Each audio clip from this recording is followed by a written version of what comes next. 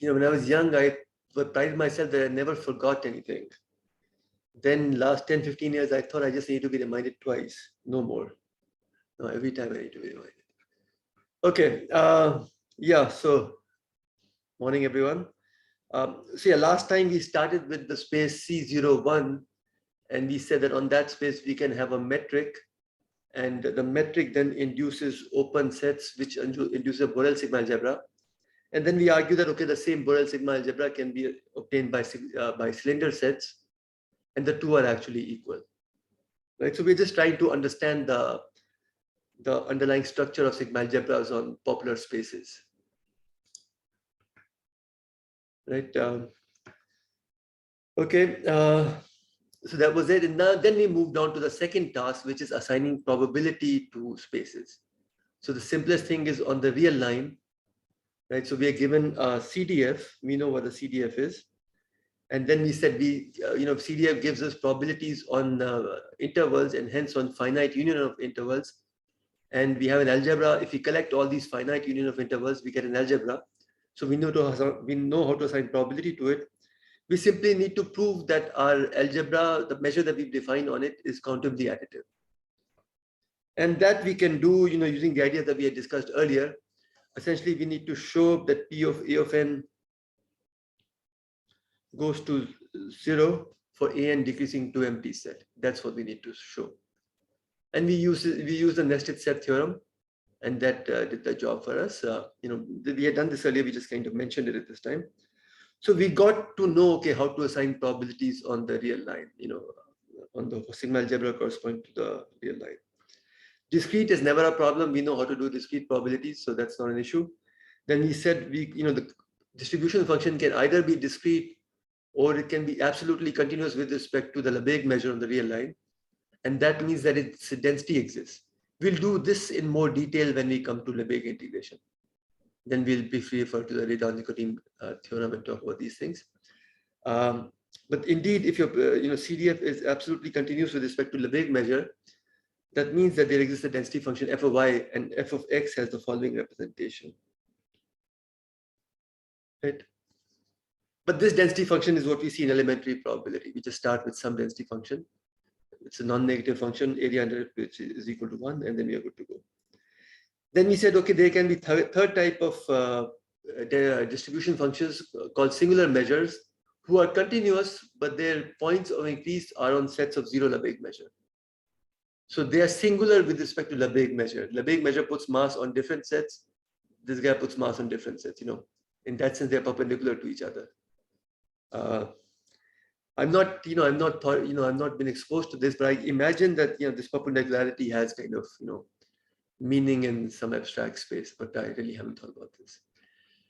Okay, and then we said that a Cantor set is one example. So we discussed what a Cantor set is, right? And then we said, okay, how do you assign probabilities to a Cantor set? How do you assign probabilities to a Cantor set? So we construct a sequence of distribution functions. And then we said in the limit, you can show that the limit will be continuous, right? And the limit will only put mass on the Cantor set, not outside it. It still is not streaming, is it? No, it is streaming. It is streaming. It is streaming. Yeah, it is streaming. Yes. All right. And every distribution function can be represented as a convex combination of discrete measure, absolutely continuous measure, and singular continuous measure. Okay. And then we said, okay, how do we assign Lebesgue measure to the whole real line, or more general measures on the whole real line, not just finite measure, but sigma finite measures. So we use a generalized distribution function for that. We truncate it, we cap it basically on top and below. Then it becomes a finite measure. And then we know how to do everything. And with that, taking a limiting operation, we are able to define more general measures, sigma finite measures on the real line. So we went through this. And the key issue in all of these things was, you had to show countable additivity on an algebra.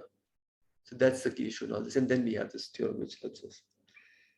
Okay, we move to Rn and Borel sigma algebra on Rn. And we just said that at least we know how to assign measures on rectangles. Again, if everything is discrete, it's not a problem. Singular, we don't really care about. We're going to ignore that in this course. it's not relevant in from many points of view. It's kind of a conceptual oddity, but it doesn't really show up in many areas. All right, so then there's a density function, joint density function. Now, if the random variables are independent, for example, or if you want to measure if you want to have a probability which is corresponds to independent events, then the joint probability density function is going to just be a product of marginal probability density functions. But now we are keeping it joint right now. So one example is multivariate Gaussian that we discussed. And we said, okay, now we can extend on rectangles. So then, from the theory that we've been discussing from Cartier-Dory's extension theorem, we get it on the Borel sigma algebra on Rn.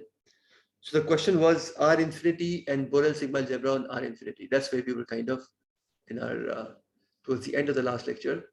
And we said what we'll do is we'll define these cylinder sets, right? So INB, n corresponds to the fact that we're only concerned about the first n dimensions in specifying this set.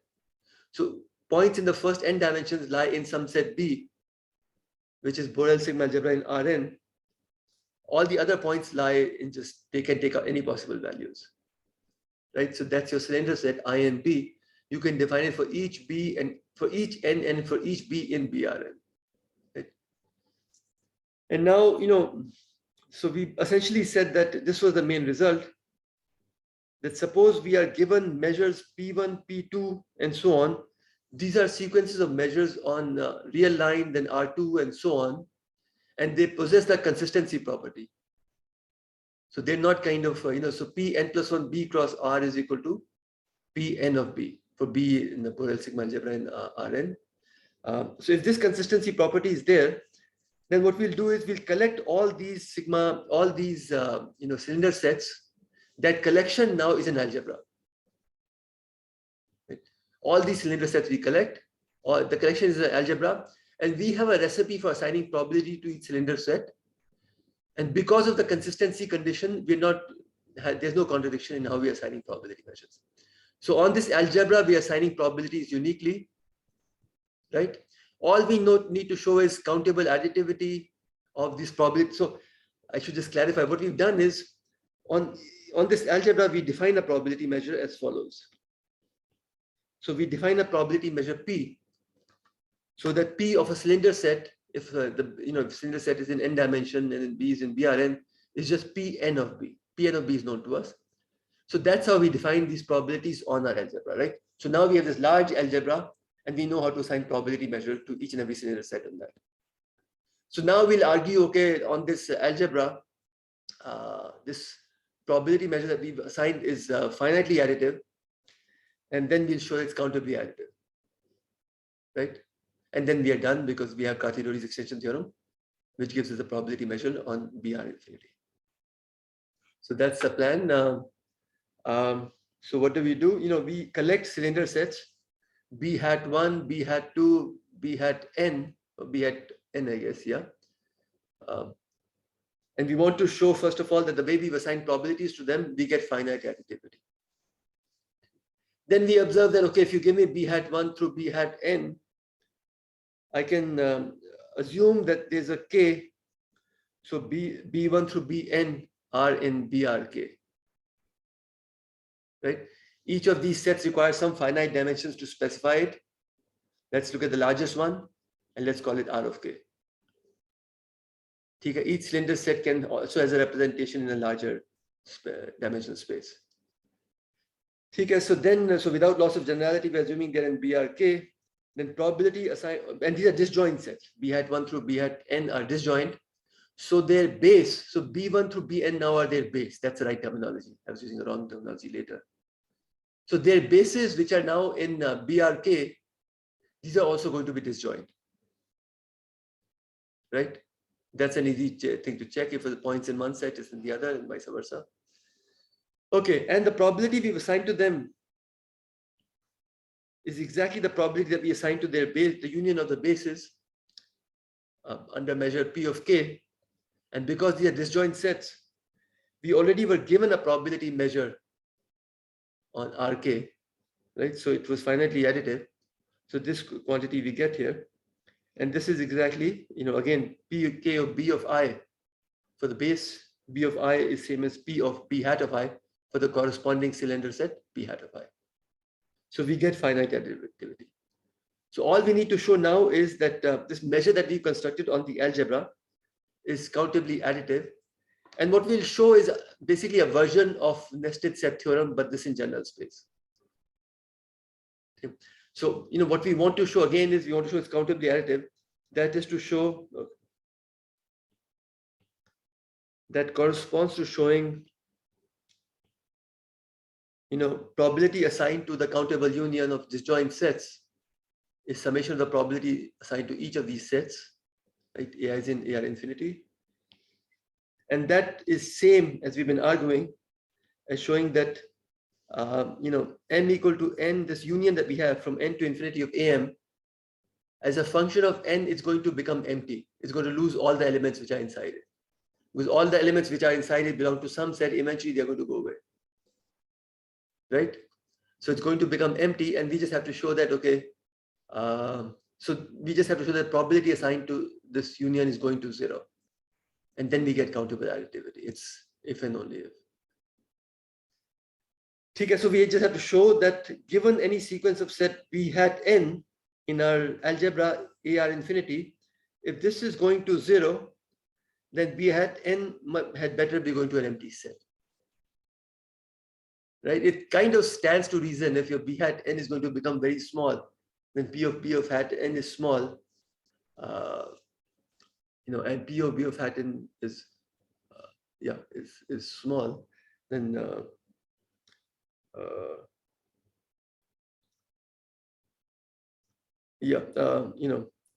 it would be odd that B hat n becomes smaller and smaller and shrinks, but P of B hat of n does not go to 0.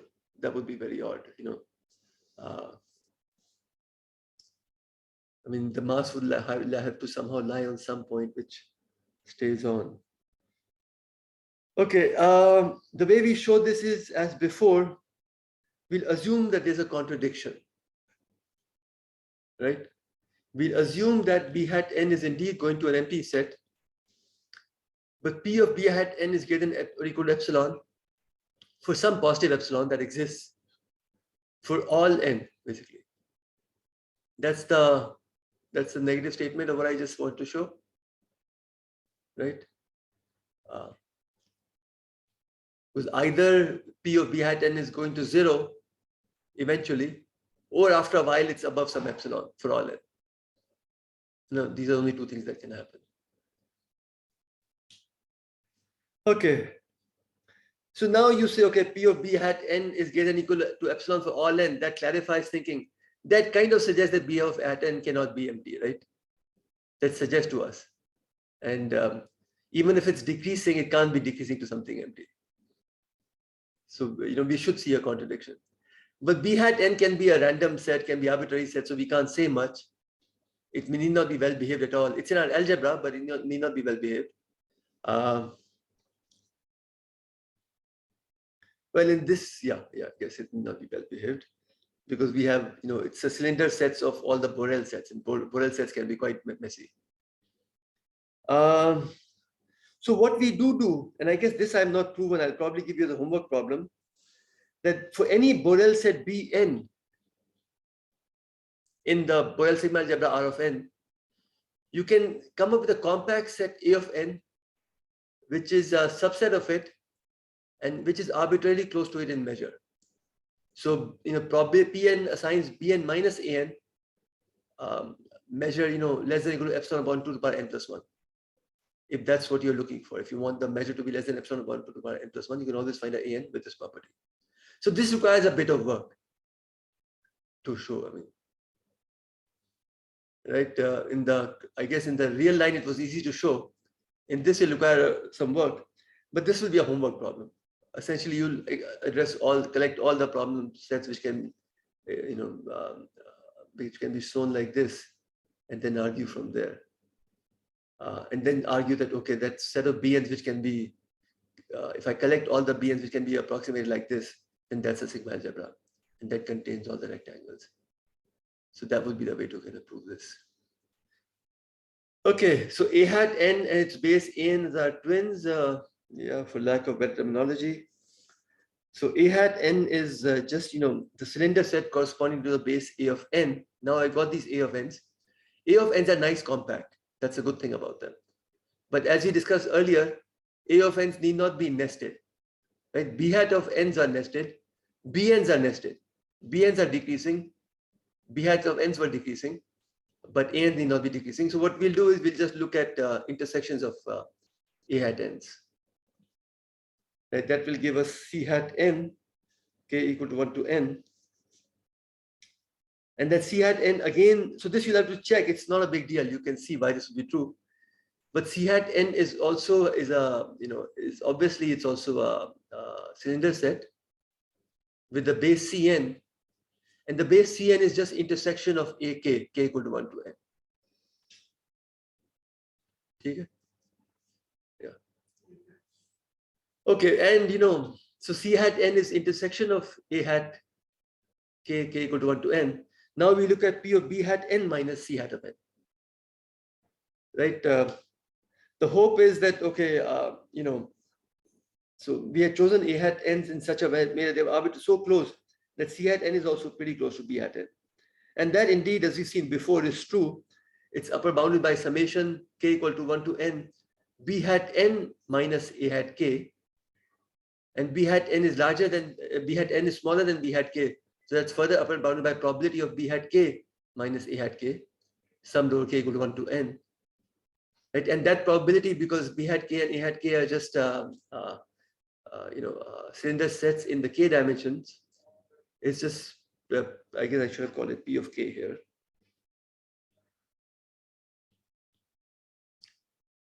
P of k, B of k minus A of k. Right? But in any case, I guess we've chosen them in the right manner, so it doesn't really matter. So all of this is less than epsilon by 2. This is exactly as what we did earlier. So, C hat n's are close to B hat n in the sense that the probability of their difference is less than equal to epsilon by 2. And since P of B of hat n is greater than equal to epsilon, the only way you're going to get this is if probability attached, given to C hat of n is at least epsilon by 2. And this has to be true for all n. So we had to do a little bit of work to extract from our B hats, which were decreasing and nested, to extract another sequence C hats, which are also decreasing and nested, but they're compact. I mean, their bases are compact. So we did a little bit of extra work to do that, because for complex sets, we can, we have some results that we can use. We have theory on them. We understand them much better. Okay, so we want to show that, so this would imply that P of C hat n is getting to epsilon by 2. And this should give us a contradiction, because this should not be possible if C of hat n is going to an empty set.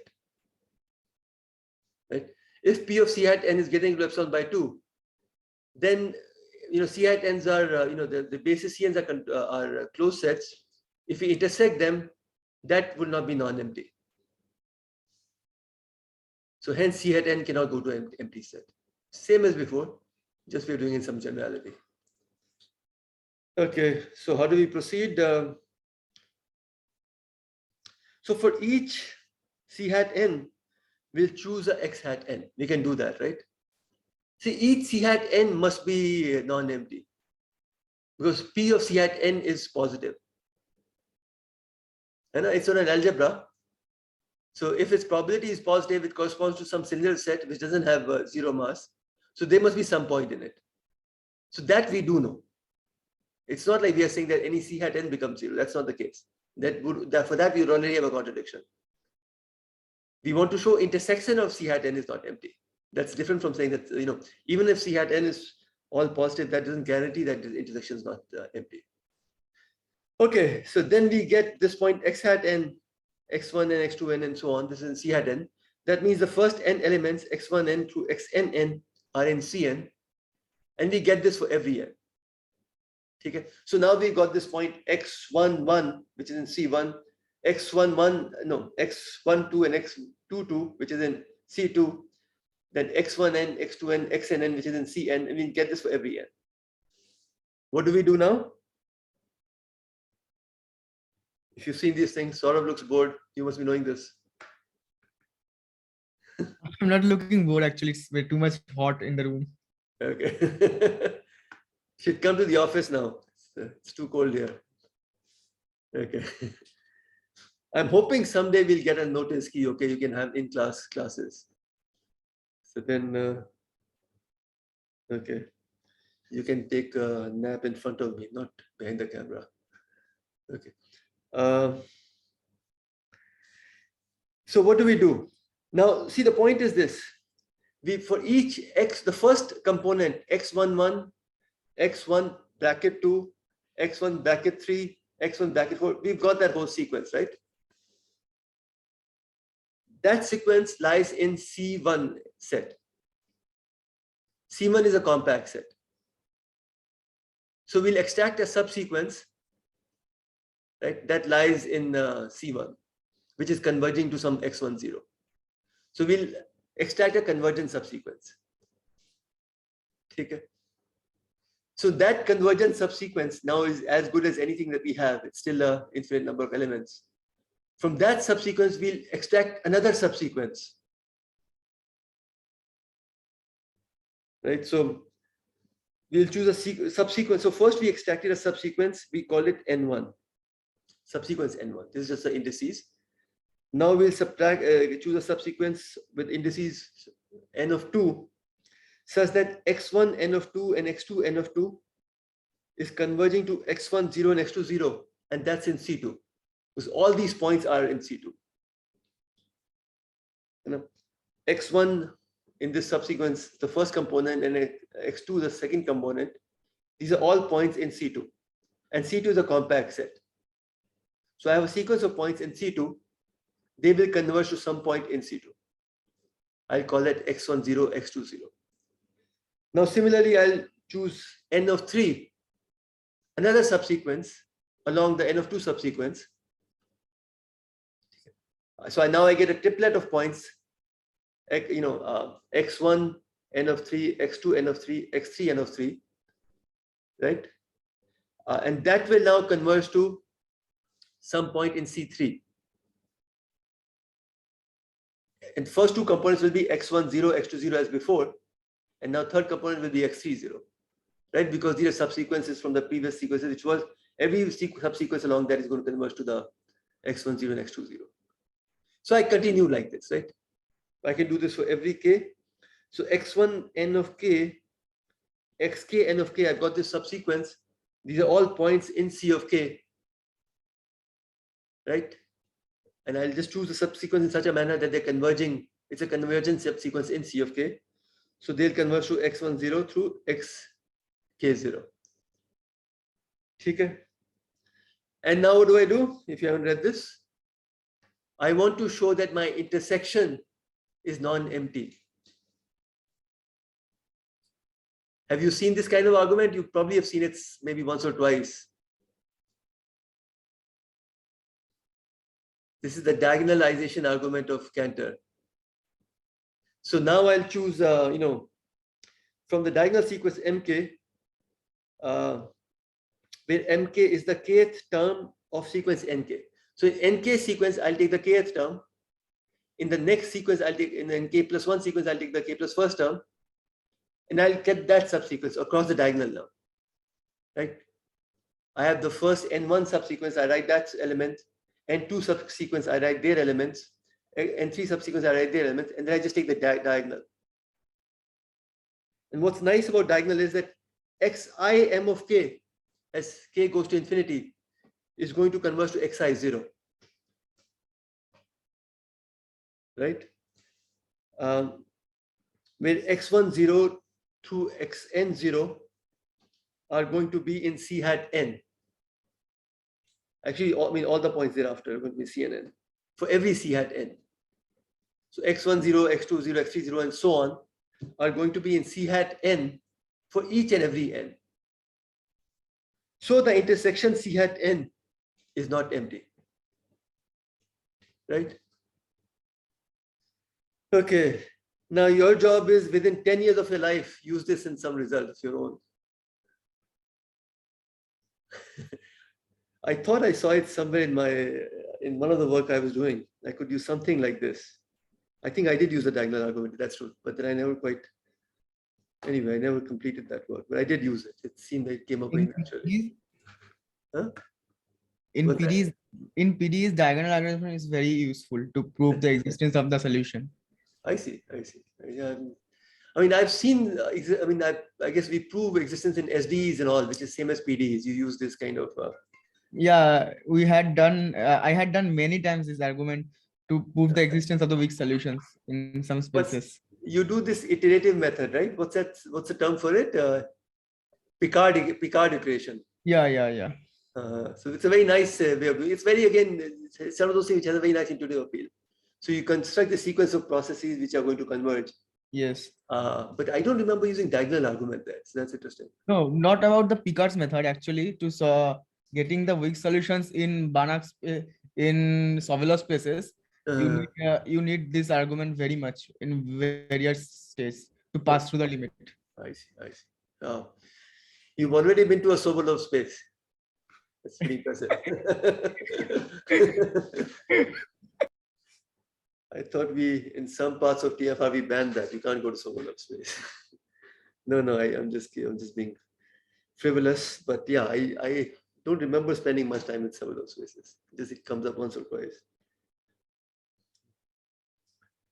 Okay, so you get your contradiction. No, I saw this in game theory, but again, it's kind of one of those things which I'll get back to someday. So random variables. Okay, now we'll do routine stuff. You've seen this kind of stuff, right? We'll now come. So the plan now is, okay, I'll tell you about random variables. I'll tell you about independence, how it's defined in generality. And then I will talk about Borel-Cantelli lemmas. So that's the plan for today. Now, do you know all of these things of Borel-Cantelli lemma 1 and lemma 2? And then how to show the random variables are measurable and such things? You are talking to me. No, I'm talking to all of you. I think you know, if you've been to Sobolov space, you know these things.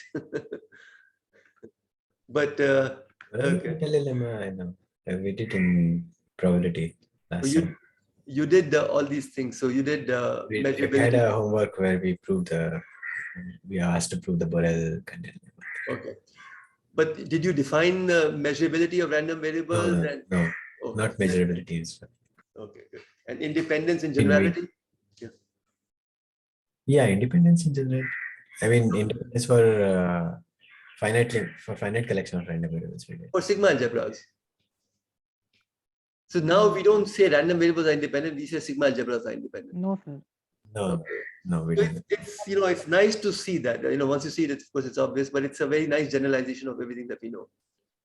I mean, basically, we're translating everything we know in basic probability to this more general setting. So even conditional expectations and all will define in terms of sigma algebras. It's a very nice thing. You ask yourself, what's the generalization to our setting? And everything seems to have a natural but elegant generalization. I mean, it's not trivial either. So in that sense, it's nice. So that's the agenda for today. Next time we'll do some big integration and all of that. And then we'll just take it from there, I guess. We'll do LP spaces, L2 spaces, conditional expectations. Then we'll move on to martingales. To me, the fun begins when we start doing martingales, but you have to wait for that. Okay, so now from now on, whether we say it or not, we assume that there's an underlying probability triplet. Omega is a sample space, F is a sigma algebra on the sample space, and P is a probability measure on S. Right, so that's a probability triplet. We'll assume we'll have that, and we'll say X is now a function from sample space omega to real line, and it's called a random variable if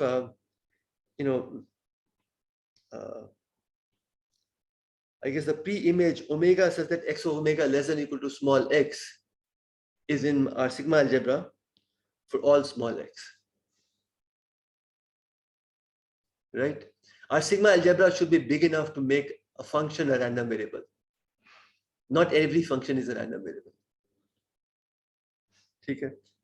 But this has to be true for all x. So at least these sets we can assign probabilities to. So we can talk about probability x less than or equal to small x. Right. So that's so in measurability, in measure theory, this is called x is a measurable function. Right. And since you can check now, complements, unions, and intersections are preserved under inverse images. So if you collect all the sets whose inverse images belong to F, that's going to be a sigma algebra. Right, so select or collect all the sets B. Let me just say, so let's take all the B, and I'm just deliberately restricting myself to B in BR. And I say to myself, okay, let me look at X inverse B, omega such that X omega is in B, right? So all sets B for which X inverse B is in F, that collection B is a sigma algebra. And that collection B is on the real line.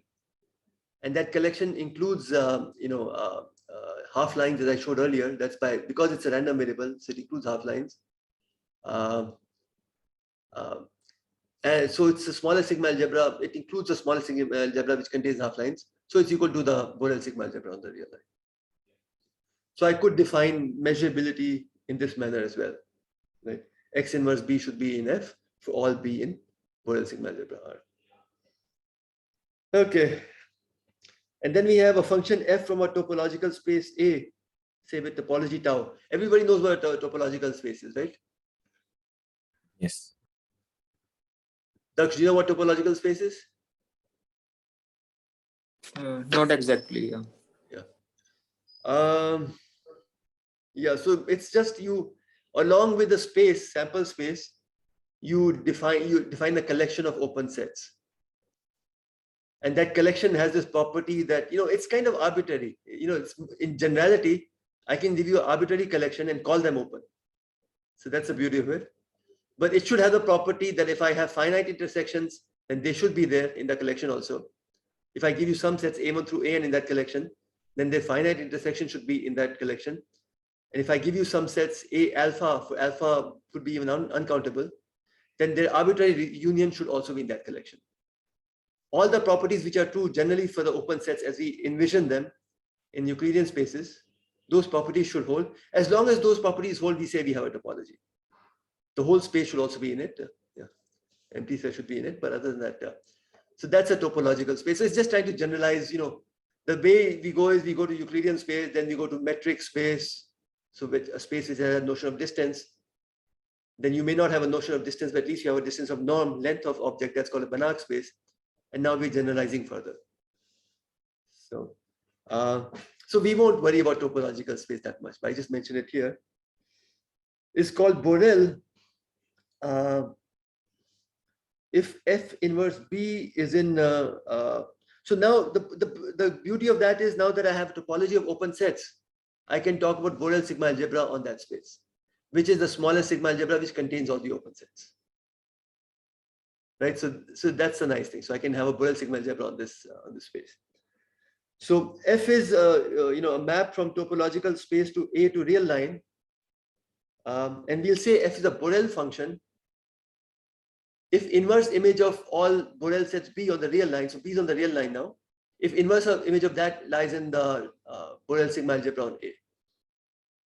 So we're just defining in abstraction Borel sigma algebra, but really what we have in mind is A is just the real line. A is a real line, F is a function from real line to real line. All we're saying is that if F has this property that F inverse of Borel sets is again a Borel set on the real line, then F is a Borel function. That's all we really want to worry about in this course. Okay, so typically as a Euclidean space, and in particular, if F is continuous on the real line A, then it is Borel. So how do we see that? Yeah, I should probably have just kept it on the real line rather than topological space here. So how do we see that? Yeah. Because definition for continuity for topological space is that inverse image of open set should be open. That's right. So you can, and open sets are already included in your Borel algebra. That's right. That's right. And inverse images, if you collect them, it's a sigma algebra. So yeah. So if you take a Borel set on R, then you can write as a union of open sets or union or intersection of open sets. Union that you may not be able to do. No. Not arbitrary. No, not just as a. Not. You can write as a union of open sets. Yeah. I mean, no, I mean, if you have a Borel set in R, so think of A as R itself. So f is a function from R to R. It can even be an identity function, right? F takes X and maps it to X. Then inverse image of a Borel set will be a Borel set, same Borel set. And every Borel set need not be a countable union of open sets or intersection of open sets. It's more general. Right? Borel sets are supposed to be unimaginable objects that can't be written down like this. But we don't need that right now. But the point is, yeah, inverse image of open sets is an open set for F, right?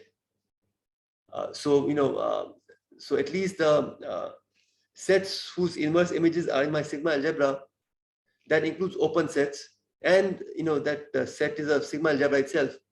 So it includes the smallest sigma algebra containing the open sets. Hence, my F is measurable. Right? I just want to show my F is measurable. Right? So every inverse image of Borel set should be there in this underlying sigma algebra, and that's going to follow. Was the point clear, Manar? Yeah. Okay. Yeah. All right. Can you just say why you are choosing A as a Euclidean space? Typically, A is a Euclidean space, I would say. It's fine to take any other space, right? Yeah. Any metric. Yeah, it's fine to take any space. But typically, we don't really go beyond Euclidean spaces in this course, at least. I mean, maybe we'll go to C01 or something, but or D01. D01 also I won't go into. D01 is left continuous, no, right continuous left limit functions. Okay. All right. So now, if you've not seen this, so basically what we've argued is that continuous function is measurable function. Because again, continuous function is a function whose inverse image of open set is again open. And that's enough to ensure this. Okay. Now suppose X and Y are random variables on this probability triplet, omega Fp. C is any constant. Then is it clear that X plus C is also measurable? Because you go back to the definition, right? For X to be measurable, X less than or equal to small x, it's the inverse image. Go ahead. Translation you are doing, but only. That's right. Yeah. Yeah. And that is, you can go back and show that, okay, what do I need to show? X plus C less than or equal to small x. Its inverse image should be in my sigma algebra. And that's guaranteed because inverse images of X less than or equal to small x are in my sigma algebra for all x. Okay. And then C times X, same reason. C can, it just, so C times X less than or equal to small x is same as X less than or equal to small x divided by C if C is positive. Okay. And that's already in my sigma algebra. If C is negative, then I'm going to change the sign and still the argument goes through. If C is 0, then there's nothing much to prove in any case. X squared is going to be measurable if X is measurable. So do you want to, because you may not remember it well right now, do you want to just write down how would you show this? How would you show that X squared is measurable if X is measurable? X squared less than or equal to small x is the same as x between minus root x and root x. That's right. And that is open. So which is a Borel set. So inverse image is a Borel set. Because we already have that X less than or equal to root y is in my sigma algebra. Inverse image of that is in my sigma algebra. Anirban is asking about the composition with the random variable and a continuous function. Yeah. That was exactly the point. So yeah, we'll discuss that later, but that's exactly correct. Yeah. So we are just kind of saying that if I give you some basic random variables are measurable, then all their functions typically are going to be measurable. So we don't have to worry about them being measurable and all. Typically in most of the probability that we do, we specify the basic random variables, and the fact that the other random variables are measurable is easy to show. It's quite shocking not to be able to show that. Go ahead. Yeah, what about square root of x or some x to the power 1/3 where I don't know the power? These are all continuous functions of x, right? Yeah, so for those, It will not be a problem at all. Yeah. it'll be very hard for you to come up with a function which is not measurable, with random variable which is not measurable. Function of a random variable which is not measurable.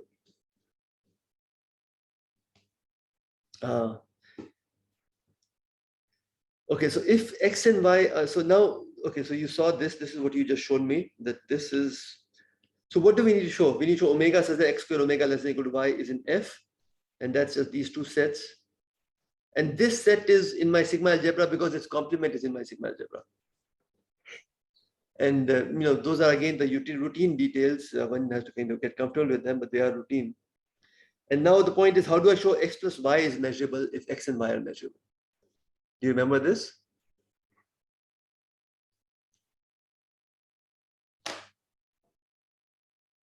X is measurable, y is measurable. How do we show that x plus y is measurable? Saurav, I thought you'll know this.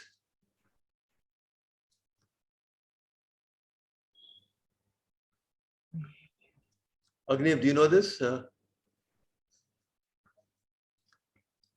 You saw it maybe very briefly many years ago, is that right? Not even that. Okay. Chalo, So you just say if you have x plus y, right? You're yeah. talking about x plus y. Yes. So we have till proved that x square up to x square we proved, right? Yeah. So we can make partition of the sum, like x plus y is equals to something, and we are then x has to be less than equals to this and that, and we make intersection, and then we have to make union all the combinations, right? Yeah. You seem to be remembering from the past well. yes. Somehow like that. So do you remember the complete arguments, Nandan, or? I mean, I'm not. I cannot no. properly like because I always Partition forget. over the set of rational numbers. Yes, Shantanu, that's correct. Yeah. Partition of the set of rational numbers. Right. I mean, the point is x plus y is less than x. Let's keep it strictly less than x. It's up to us, either we take less than x or less than equal to x or all of that, greater than x and all that, because we can, with one, we can get the other. So let's take less than x. And the point is, then there must be some rational so that x is less than r and y is less than x minus r. Some rational must be there. So we exploit that fact then. So we write this as union over all rationals, omega such that x omega is less than r, intersection with exactly what you're saying, y of omega less than x minus r. And this union is the same set as x plus y less than small x. So since x and y are measurable, all these sets are available to me in my sigma algebra. All these are already present. The intersections are also present, and the countable unions are also present. So yeah, I mean, just to get a feel for how big a sigma algebra is that we're dealing with. And now you say, okay, I want to say x and y are measurable. And this is kind of similar to what I guess sort of you were trying to get to, that we expect x plus x times y as x plus y whole square minus x square minus y square. So we've already shown that x plus y is measurable when x and y are measurable. We've already shown that x plus y square is measurable when x plus y is measurable. And then we already showed that if x plus y square is measurable and x square is measurable, then their difference is measurable. Right? Because x square is measurable, so constant times x square is also measurable. Constant can be -1. And then minus y square is also measurable, and then divide by 2 is also measurable. So this is going to be measurable. So I'm just formally stating what was being suggested earlier, that suppose x is measurable with respect to sigma algebra f, and f is Borel measurable function. That's what I mean. X is in MB. It just means Borel measurable function. Then composition of x with f of x basically is also measurable with respect to sigma algebra f. So that tells you that all continuous functions of x are also going to be measurable. Actually, all Borel measurable functions of x are going to be measurable. So what's going on here? So x is taking from omega, it's taking every outcome to the real line, and f is taking every real number to another real number. On the other hand, F inverse, which is a set function, is taking every Borel set and mapping it to a Borel set because F is Borel measurable. And X inverse is taking any Borel set and mapping it to F. And because we have these mappings, so now you can see omega such that F of X is in B is same as omega such as X is in F inverse of B, the P image of B. And that's some set A, which is again a Borel set. So that's just omega such that X is in A, and that's also going to be in my F. Because F contains all the P images of Borel sets. Right? So that answers your question, right, Anirban?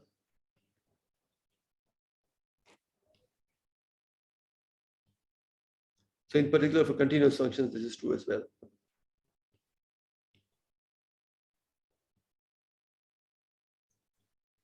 All right, let's move on.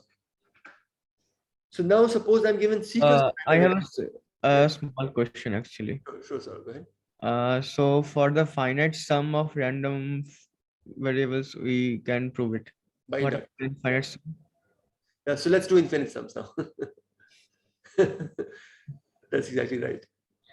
So I mean, you'll see that it's going to be, it's going to be straightforward, but we'll do some example of infinite, which depend upon infinite number of random variables. Do you need some other another definitions for defining it, or like we will do it normally with the normal definitions? With normal definitions, yeah. Right. Infinite sums. So you're kind of saying that, okay, let's look at, suppose x1, x2 through xn are, all of these are measurable. Just put something in the chat. Then is x1 plus x2 and all of that are still measurable. I see. So that's true that, as such, we'll have every finite sum is measurable. So we'll have to use some other ideas. Right. And these numbers could be decreasing. Yeah.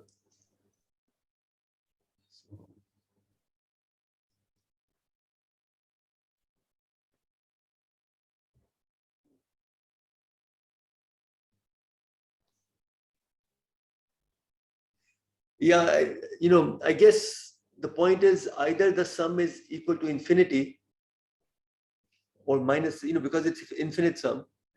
So you'll have to look at, because we're looking at the infinite sum of x1 through xn, and we can either ask, is it lying in the set which is just a singleton plus infinity, or a singleton minus infinity, or in some Borel set which is on the Borel set of the real line. Right? For example, does it lie in some interval? We are taking R we are counting not normal or extended R, you are trying to say? Yeah, so that's true. So what I've not done right now is I've talked about real valued random variables. So every outcome is mapped to a real number. It's real valued, but you can extend it to allow for plus infinity and minus infinity as well. And you need to when you talk about lim sups and limits. Yeah. And okay. And another small query. Yeah. How can you relax the condition on F in the previous example somehow so that the composition still be Borel? So what do you have in mind? What composition? No, the previous example that we have done, the composition function. Yeah. So can you relax some condition on continuity of F so that the composition still will go through? Or yeah, I mean, your point is basically you want x1 plus x2, this whole summation to be measurable with respect to F. And now you're saying the composition. I'm talking about the composition. The last one that we did. Oh, the last composition. So why did we need to relax? It was measurable, right? Yeah. I'm saying, can we means are you assuming too much for the F, or we can relax some? Okay. Can we allow F to be more general than Borel? Yes. F is continuous. X is Borel. No. F is Borel. F is a Borel function. F is in MB. That means F is a Borel function. Yeah. Means the continuity part. So that's Borel functions are much more general than continuous, right? Yes, I'm saying on the continuity part of the X is the continuous. Yes, the continuity part. No, but we've not assumed any continuity. That's what I'm wondering. F is Borel, X is a measurable random variable. That's all we've assumed. F of X. I see. Okay. So I may have mentioned continuity here, but that's F being continuous is a special case of F being Borel. That's all. Yes. Okay. It's already quite general, so one doesn't have to worry about that. But let me address your question about infinite number of random variables through these examples. Because once we've seen them, then that becomes easier to imagine other random variables too.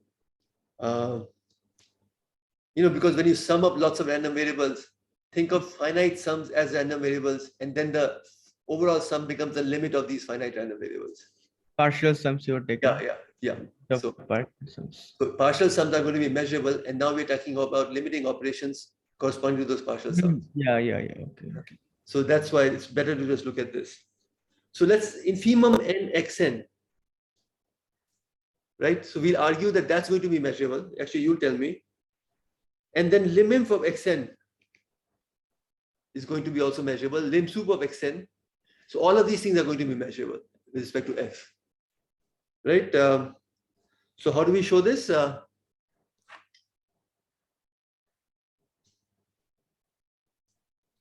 So infimum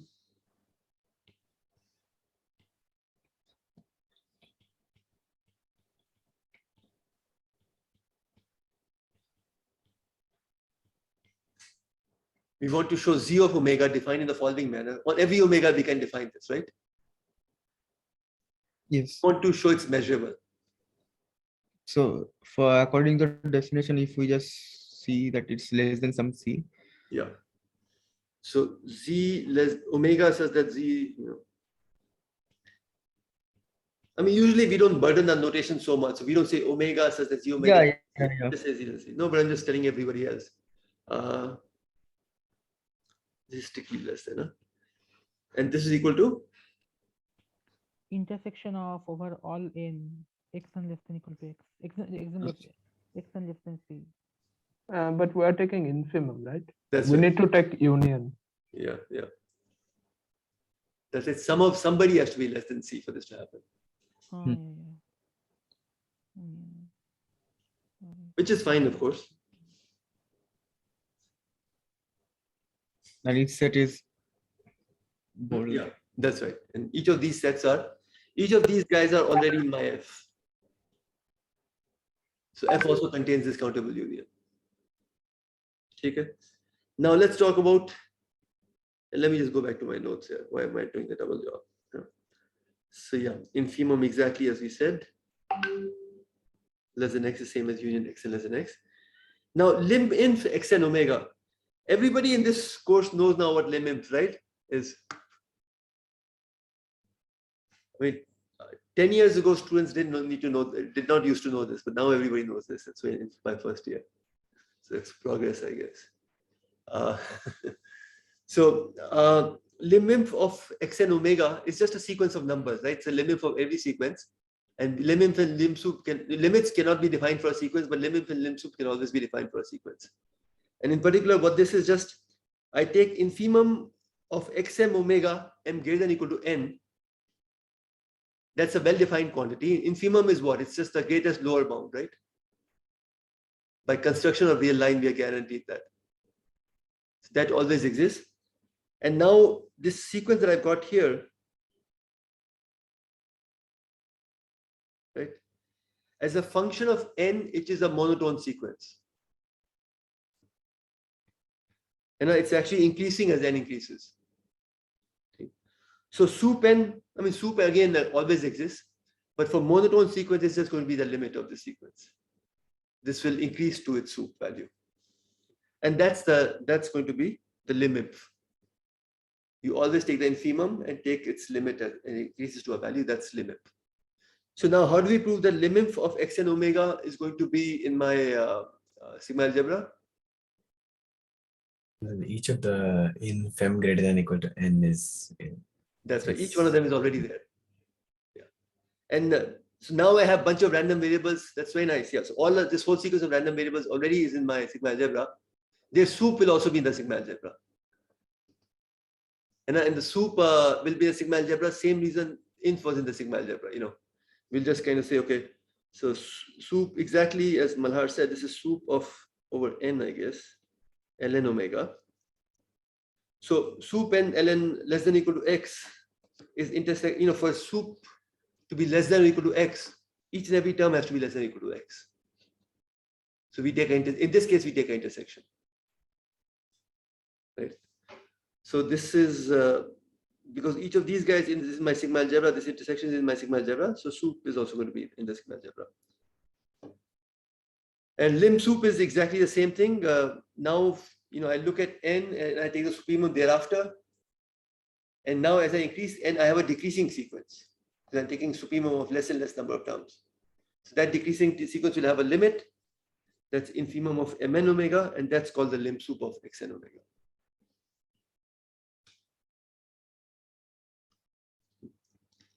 Okay, right. So now if I ask yourself, okay, let's look at the set omega such that limit of xn omega exists in R. Let me collect all the omegas. Wherever xn omega has a limit, and it's finite. It's not going to infinity, it's finite. Is that set in my sigma algebra?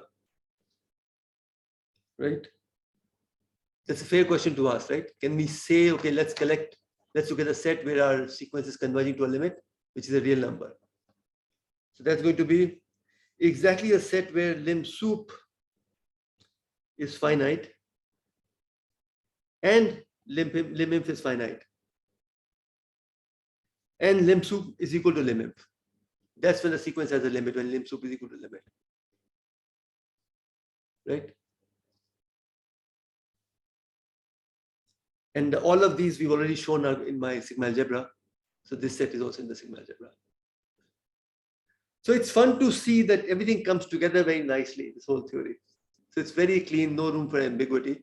We define probability measures cleanly in our sigma algebra. Now, okay, what we've not done is we're saying if some random variables are measurable, then their combinations in a variety of ways are measurable. Usually what we do is, okay, we'll start with some basic random variables and we'll take a f to ensure that those random variables are measurable. Right? We've kind of discussed how, right? I'll give you some basic random variables like multivariate Gaussian. I'll define them on cylinder sets, probability set, and then I'll take my f to be the smallest sigma algebra, which makes the underlying algebra of these cylinder sets measurable.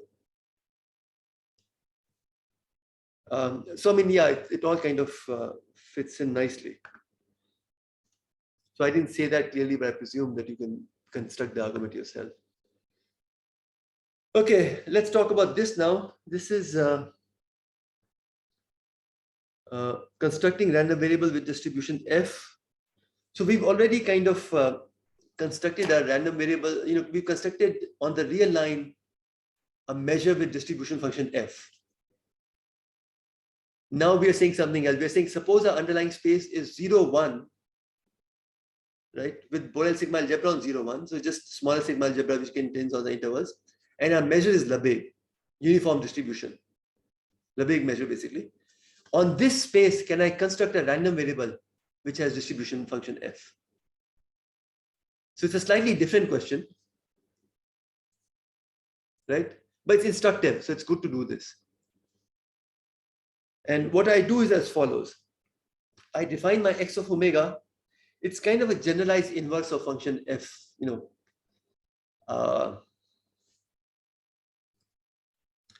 basically if I just, if my f was continuous, so if I just define x of omega to be f inverse of omega,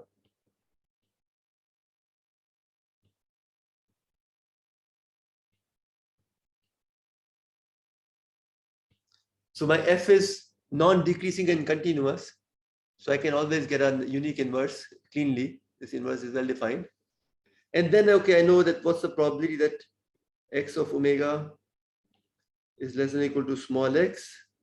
That's equal to probability that f inverse of omega is less than or equal to small x. And that's equal to probability assigned to, probability assigned to omega such which is less than or equal to f of x. And because we have a uniform measure of space, that's equal to f of x. So x of omega equal to f inverse of omega does the job for us, right? What I'm saying is I'm given this function f, and my space is this line over here. This is my space. So I have to define a function on this space, right? My random variable is a function on this space. And this f, suppose, is continuous. Then what I do is I just take any omega here, drop it here, and f inverse of omega is my function x of omega. And then that will have the right probability distribution. Right? That you've seen before in some context or the other. Like we use this approach in Monte Carlo, That's right. like inverting the. Exactly. So you have a uniformly distributed random variable, which your computers can generate, and then f inverse of u has the correct distribution f. So this is called, I guess, transform inversion method. Oh, wrong line, sorry. Okay, anyway, that's fine. So this would have worked for us. This was if our function is nice and continuous. When it's not continuous, we need the idea of a generalized inverse. So that's, that's done in the following manner. It's this guy here. X of omega is supremum y, so that f of y is less than or equal to omega. And note that our function f is right continuous. And this will turn out to be infimum z, so that f of z is strictly greater than omega. So let's just see what this definition is saying on the picture. Okay, so yeah. So in this picture, you can see that if indeed my omega was omega 1 down there, right, this guy, then f inverse of omega is exactly what we had defined earlier. It's just draw a line at omega 1 where it hits the curve, drop it down. And it's very nicely defined. And that fits the definition. You can see sup y, so that f of y is less than or equal to omega, is exactly the point you get when you drop down the line. What happens, because your f could also have jumps in it. So in the jump, so if you have omega 2, for example, right, then x of omega 2 is going to be just the point of the jump, right? Smallest y, so that f of y is less than or equal to omega. So f of y has to be less than or equal to omega. It's going to be exactly this point here. Right? Before this point, you will have, for any x before this point, you have f of x is less than omega, but you can do better. You can increase your x and still get a higher point, which is still less than omega. This is the point at which f of y is less than equal, it's sup of all the points where f of y is less than equal to omega. Slightly higher than this, and you've got f of x, which is bigger than omega. And you can see that this is same as infimum of z, so that f of z is greater than omega. Right? So I'm looking at all the z's where f of z is bigger than omega. Right? My omega 2 is given to me. I look at all the z's where my f of z is bigger than omega. It's actually going to be this point itself. And I take the infimum. So again, I get the same point. And this definition and this definition agree on points where f is continuous. Okay. It's exactly the same drop. Now the interesting point is omega 3. Omega 3 is a place where your f function is flat.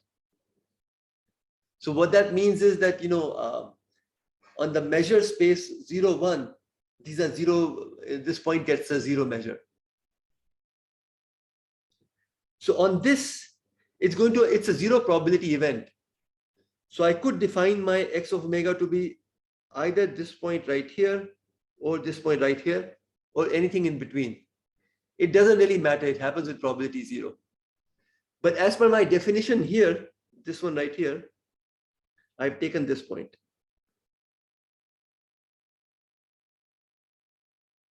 Okay, so it's going to be, yeah, you can see supremum y, so that f of y is less than omega 3. So even at this point, f of y is less than or equal to omega 3. Okay, so at this point, it's not good enough. You can improve by coming further. So I can increase my y further and still get f of y less than omega 3. So I'll choose this value. So now you can say, okay, so this was the set, right? Omega less than or equal to f of x. This has probability f of x. I want my x omega to be less than or equal to x to also have probability f of x. But these two sets are not going to be, so this is a nuance. These two sets are not going to be the same. In the sense at omega 3,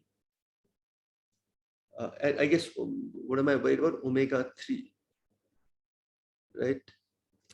So suppose my x is right here. Okay. For this x, my f of x is right here. Right? So this set includes omega 3. While this random variable here, x of omega less than or equal to x,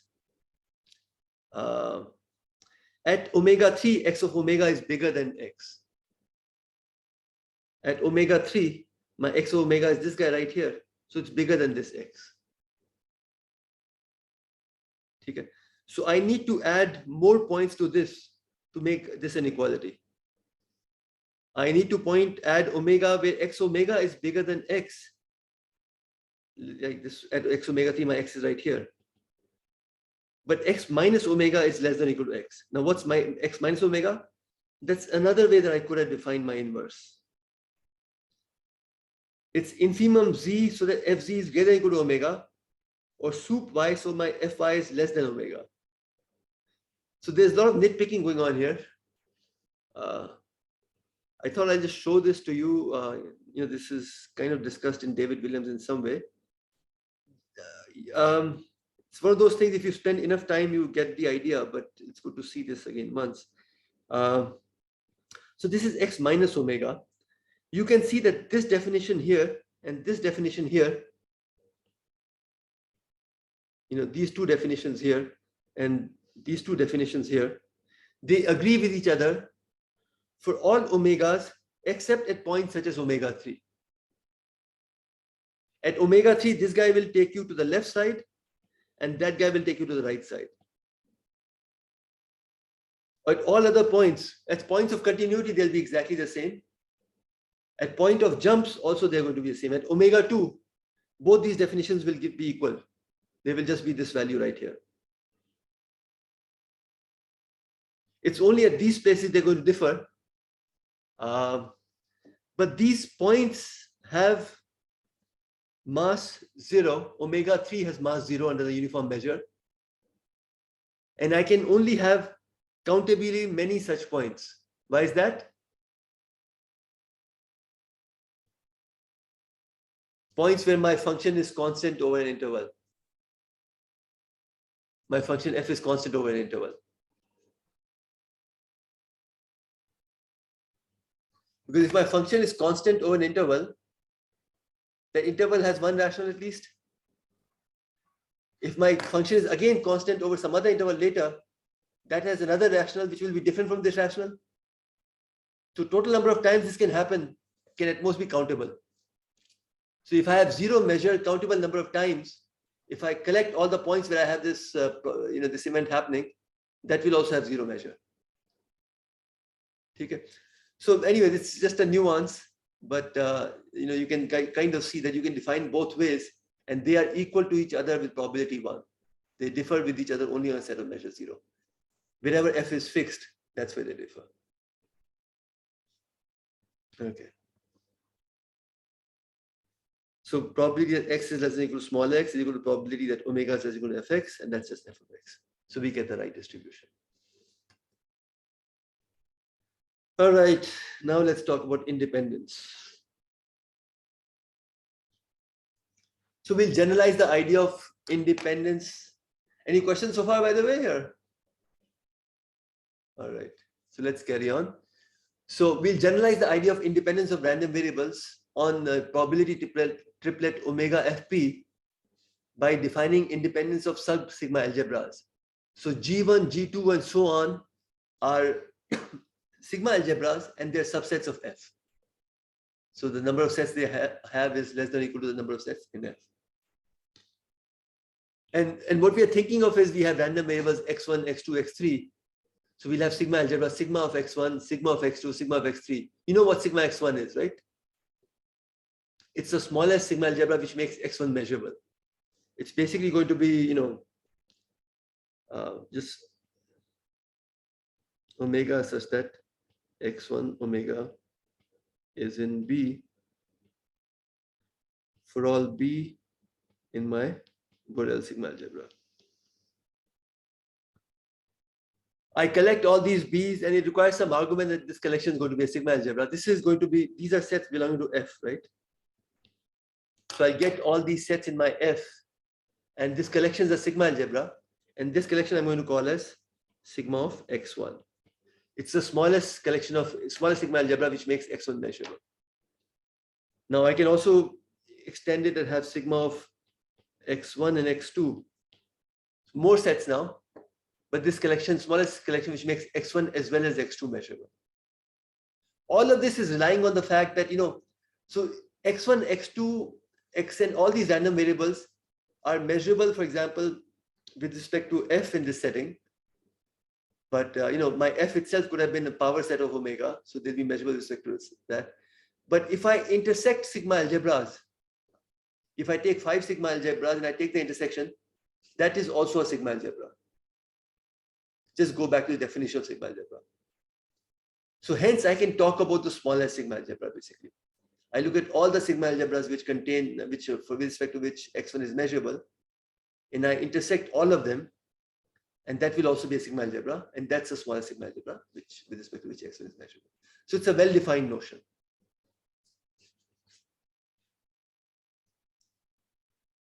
Okay, so we say that these sigma algebras are independent if for gi in, for all the sets gi in the sigma algebra calligraphic gi, and distinct indexes I1, I2 through In, probability of the intersection is given by product of the probabilities of these sets for all possible sets in my sigma algebra. Right, so independence notion is intimately linked to the probability measure on that space. Random variables depend on the underlying probability space and the sigma algebra. They don't depend on the probability measure, but they may be independent of each other under one probability measure and not under another probability measure on the same space. I can give another probability measure on this space when I may not have this property. So this property is intimately connected to the probability measure. But now it's a very natural definition. I just look at all possible subsets in my sigma algebra. Product of the intersection should be, well, probability of the intersection should be product of the sets, probability of the sets. Okay, so random variables x1, x2 are and so on are independent if sigma x1, sigma x2 and so on are independent. Events E1, E2, etc. are independent if sigma algebras corresponding to indicators of these events are independent. So what is sigma of I of E1? Does anybody know?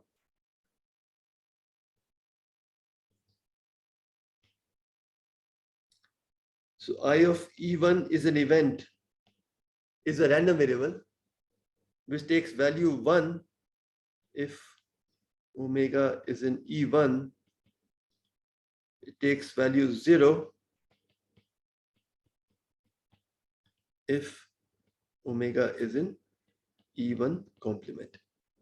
So what's the smallest sigma algebra with respect to which makes this random variable measurable? Just E1 and E1 complement and omega, I guess. And empty set. Yeah. Empty set, omega, E1 and E1 complement. This is a sigma algebra, right? All the conditions of sigma algebra are met.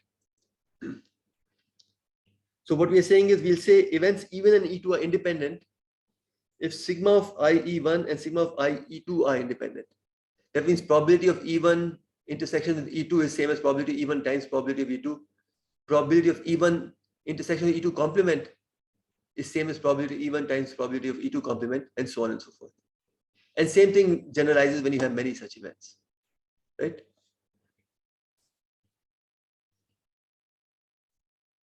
All right. This is a nice result. Suppose G and H are sigma algebras of F, and I and J are pi systems. I guess what we're trying to ask ourselves is that, previously we had said that X and Y random variables are independent if probability X is less than or equal to small x, Y is less than or equal to small y, is equal to probability X is less than or equal to small x times probability Y is less than or equal to small y is true for all x, y. And now we suddenly change the rules of the game. We're saying X has to be in a Borel set, Y has to be in a Borel set. Actually, X and Y jointly have to be in a Borel set in R2. Well, okay. If X and Y are in a product set B1 cross B2, then that probability should be X is in B1 and probability Y is in B2. Right? That's what we are kind of demanding right now, for X and Y to be independent. Because there's two sigma algebras, sigma X and sigma Y have to be independent, right? So we've changed the rules of the game a little bit, but are we still saying the same thing? Okay, and by now you should expect the answer will be yes, we are saying the same thing. So although it seemed like we had a simpler definition and we've unnecessarily complicated it, that is correct, we've unnecessarily complicated it, but we're actually still saying the same thing. We don't get anything more from it. We just learned to say it in a more complicated manner. And this is justified by the following theorem.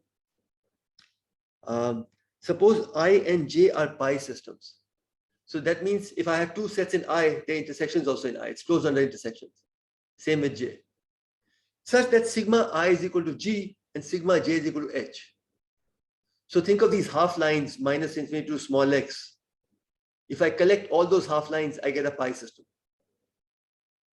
Right? And smallest sigma algebra which contains that pi system we know is the Borel sigma algebra. So I corresponds to these half lines for random variable x. J corresponds to these half lines for random variable y. And then sigma I is going to be sigma of x and sigma of j is going to be sigma of y. Then G and H are independent if I and J are independent. In that, probability assigned to I intersection J is equal to P of I times P of J for all I in calligraphic pi system I and all J in calligraphic pi system J. Is the theorem clear? So that tells you that all you need is for these things to be true for half lines, and then you're done. Okay. And how do we prove? So proof is kind of instructive. It uses the result that we did earlier, but just tells you how to go now, how to use how to work in more general spaces. So to consider two probability measures on omega and calligraphic space H. Recall calligraphic space H is the sigma algebra which contains sets J, pi system J, calligraphic J. So we'll define mu1 H as P of I intersection H. It's a well-defined measure, right? I is in calligraphic I, H is in H is, I guess, going to be on my calligraphic H, right? So both I and H, because G and H belong to my F, both I and H belong to my F. So these are all well-defined probabilities. I already know these values. And these are all in my probability triplet omega FP. And I define mu2 H as Pi times PH. Okay. So I've defined two separate probability measures on the calligraphic sigma algebra H. Right? Because I'm keeping I fixed. I take I in my calligraphic I and keep it fixed. And these two probability measures actually agree on pi system calligraphic J. Right? So these are two measures, they're not probability measures anymore because I'm keeping I fixed. So these are finite measures. Their total measure is, mu1 omega is equal to mu2 omega is equal to P of I. Right? I'm just wearing H in this. I'm just wearing H here.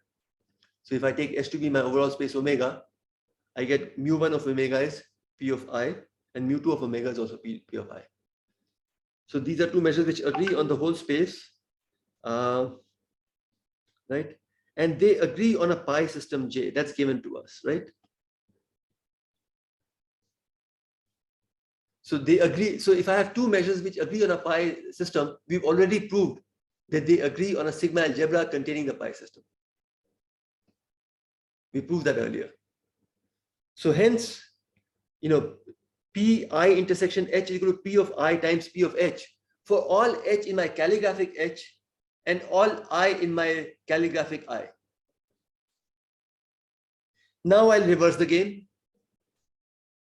Okay, similarly, I'll define gamma 1I and gamma 2I. I'll keep H fixed. For every H in my calligraphic H, I'll keep H fixed. And now I have gamma 1I and gamma 2I as two probability measures on my space G, on my calligraphic space G, right? And they agree on a pi system I, calligraphic I. And I have this theorem already that if two probability measures agree on a pi system and they're finite, then they agree on the sigma algebra containing the pi system. So I have my result, right? So that means that both the definitions were actually the same thing. Both imply each other. Right. Is this clear to all? Nice stuff, right?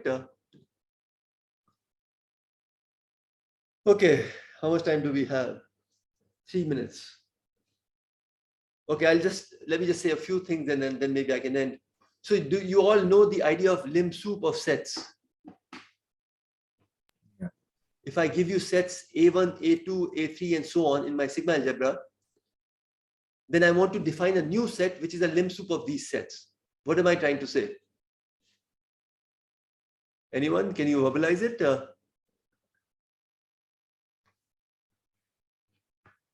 So it's a new set A with what properties? It contains some omegas, right? It has to have a membership criteria. Yes, sir. It contains all those omega which keep showing up in the ANs. So which belong to infinitely many AIs. Yeah. So each A1, A2 and all are there. Omega either belongs to some of them, none of them, finitely many of them, or infinitely many of them. I'll correct all the ones which belong to infinitely many of them, and that's my limb soup of AN. And that is okay. I'm going to call it, set AN infinitely often. But what I mean is all the omegas which occur in infinitely many AN. But intuitively, it looks like an event occurs infinitely often. And that's exactly this guy right here.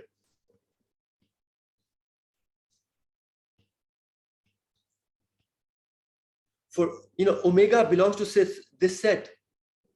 If for all small n, no matter how large, there is still some a of k later on which contains it. So if I look at the union k equal to n to infinity, it still belongs to that union. And this should be true for every n, no matter how large. So it should, that's exactly capturing the idea of occurring in infinitely many sets. If it was occurring in finitely many sets, after some n, thereafter the union will not contain it. Right? So that's limb soup A of n. And then you have limb inf A of n. And that right? What's limb inf A of n? Set of all omegas which occur like in all AN, but with a finitely many. Right? Yeah, eventually they occur in all the ANs, right? After some point they occur in all the ANs. So that's limb inf AN. AN occurs eventually. And that you can see is defined as follows. So there exists some small n, need not be a small n, some n actually, could be, the largest number you can think of. Thereafter, the omega belongs to all the AKs. Okay. And you get this nice result that probability of, either AN, omega belongs to infinitely many ANs, or after a while it doesn't belong to any AN. Right? Makes perfect sense. So it's, we can divide omegas into these two sets. So probability of AN infinitely often plus probability of AN complement eventually should be equal to 1. And that's easy to see because AN infinitely often, its complement is AN complement eventually. That's exactly what I've shown here. This, I guess, is in infinitely often, right? Yeah. And now I just apply De Morgan's law twice to this. So I get this. Okay, so I think we'll end here. Next time we'll do Borel-Conteri lemmas, etc., and then we'll take it from there. Any questions so far? So what I'll do is either today or tomorrow, I'll send you homeworks by WhatsApp. I mean, for the first homework, they're going to be from Shirab. So I assume you guys have access to the book somehow. Later on, we'll see, we'll give it from some other, but I'll give it to you from some book. I don't really have time to type these things up. All right.